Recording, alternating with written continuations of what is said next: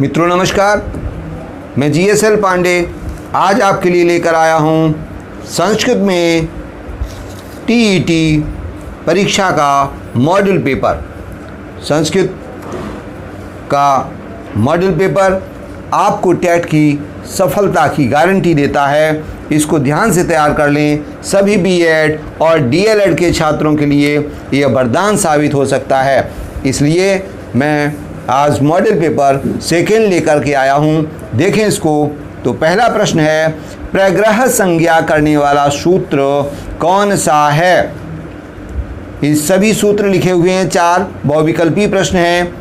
तो पहला विकल्प है प्रलुप्त प्रग्रहा अचिनित्यम, और दूसरा सूत्र है ईदू देदू द्विवचनम प्रग्रहम।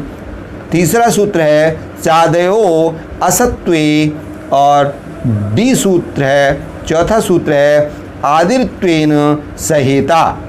तो छात्रों, इसका बी विकल्प सही है, ईदू देद द्विवचनम प्रग्रहम। यह सूत्र सही है, अर्थात प्रग्रह संज्ञा करने वाला सूत्र ईदू देद द्विवचनम प्रग्रहम सही है। दूसरा प्रश्न है, मया पद किस विभक्ति एक वचन का रूप है? तो ध्यान दीजिए कि इसका ए विकल्प सही है, अश्मद का तृतीया एक वचन का यह रूप है। अगला प्रश्न 3 है, सर्वस्व रूप किस विभक्ति व वचन का रूप है? इसमें विकल्प हैं द्वितीया विभक्ति द्विवचन, षष्ठी विभक्ति एक वचन, पंचमी विभक्ति एक वचन, और चौथा विकल्प है प्रथमा विभक्ति द्विवचन। तो इसका सही उत्तर है बी, षष्ठी विभक्ति एक वचन। अगला प्रश्न 4 है, रम्या रूप है, रमा शब्द का कौन सा रूप है? इसके विकल्प हैं तृतीया एक वचन, तृतीया एक वचन, चतुर्थी एक वचन और षष्ठी एक वचन। तो इसका सही उत्तर है तृतीया एक वचन का रूप है। अगला 5वां प्रश्न है, पुत्री को संस्कृत में कहते हैं? इसके विकल्प हैं तनया कहते हैं, सुता कहते हैं, आत्मजा कहते हैं, और चौथा विकल्प है उपयुक्त सभी। तो ध्यान दीजिए छात्रों, उपयुक्त सभी विकल्प सही है, क्योंकि यह तनया के तीनों पर्यायवाची होते हैं। अगला विष्णु का पर्यायवाची है गरुड़ध्वज, अच्युत, अधोक्षदः, उपयुक्त सभी।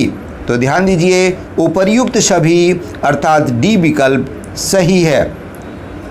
अगला प्रश्न है प्रश्न 7, निम्नलिखित में से अव्यय पद का चुनाव कीजिए।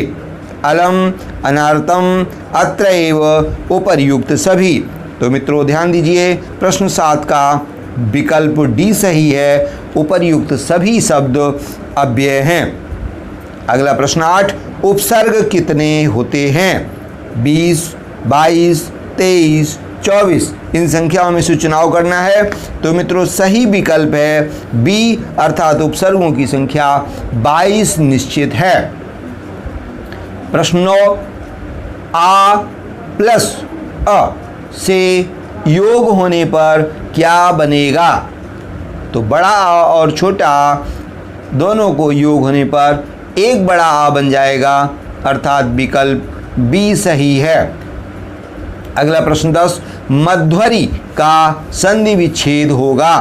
तो इसमें सभी विकल्पों को देखें और इसका सही विकल्प सी है, मधु प्लस अरि। इस तरह से मध्वरी शब्द बन जाएगा। ऊ को वा में कन्वर्ट किया गया है, इसलिए यहाँ पर यण संधि बनेगी। प्रश्न 11, विशेषण और विशेषिका समास होता है? तो ध्यान दीजिए, विशेषण विशेषिका समास कर्मधारय समास होता है। यहाँ विकल्प बी सही है। अगला प्रश्न 12, यूपदारु में कौन सा तत्पुरुष समास है? यूपदारु, तो ध्यान दीजिए चतुर्थी तत्पुरुष यहाँ बनेगा। अगला प्रश्न 13, अण प्रत्याहार के अंतर्गत आने वाले वर्ण होते हैं? कौन सा वर्ण है? अयुण, अयुण जो है अण में ये शब्द आते हैं अ, ई और उ, अर्थात विकल्प बी सही है। और प्रश्न 14, ऋ और ट वर्ग का उच्चारण स्थान मूर्धा होता है। मित्रों, आपको क्लास में पढ़ाया गया है इसका सूत्र उच्चारण स्थानों के लिए कंता मुदुना, इस आधार पर यह सूत्र बनता है। तो ये मूर्धा यहाँ पर उच्चारण स्थान बनेगा। प्रश्न 15, चतुर्थी विभक्ति होती है करण कारक में, संप्रदान कारक में, कर्म कारक में या अपादान कारक में। तो मित्रों ध्यान दीजिए, बी विकल्प इसका सही है, संप्रदान कारक में चतुर्थी विभक्ति होती है।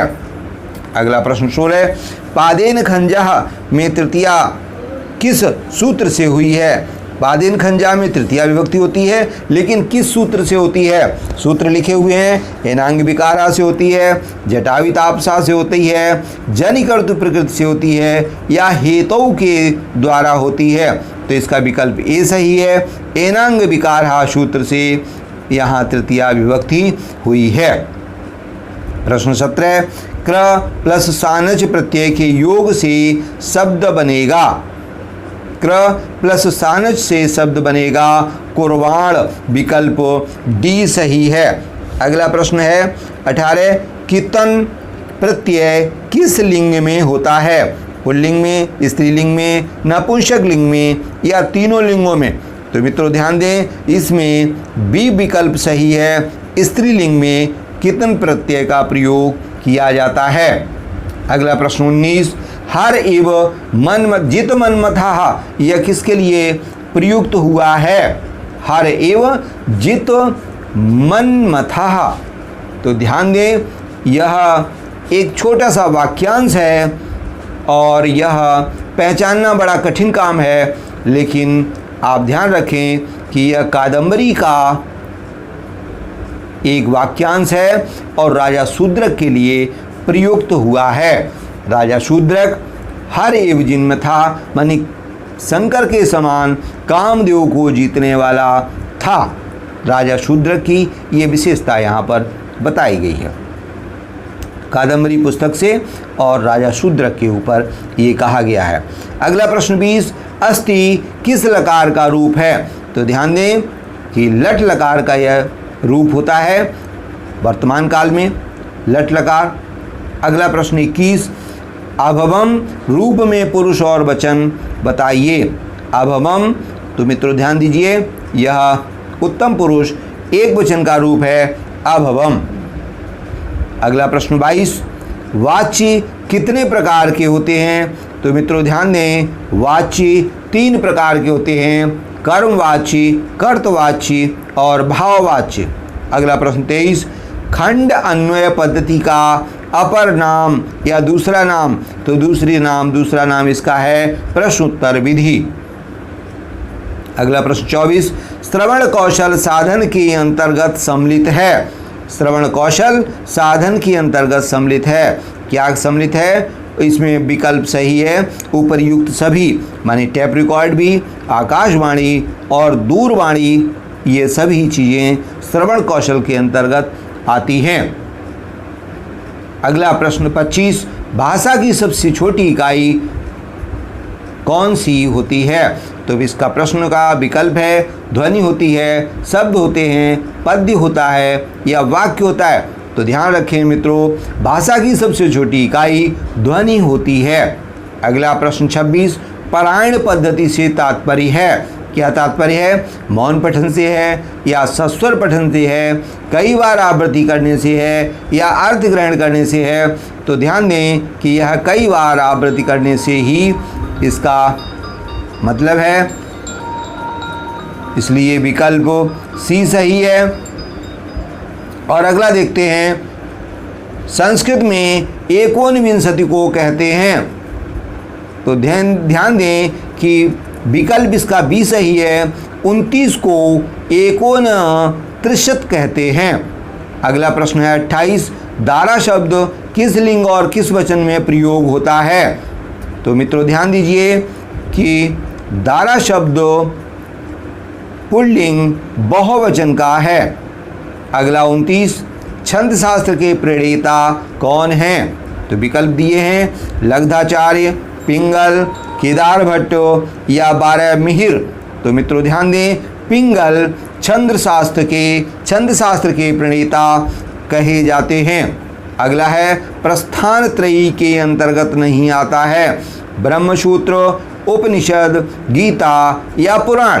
तो इसका विकल्प डी सही है, पुराण प्रस्थान त्रयी में नहीं आता, अर्थात गीता, ब्रह्मसूत्र और उपनिषद बृहत त्रयी के अंतर्गत सम्मिलित किए गए हैं।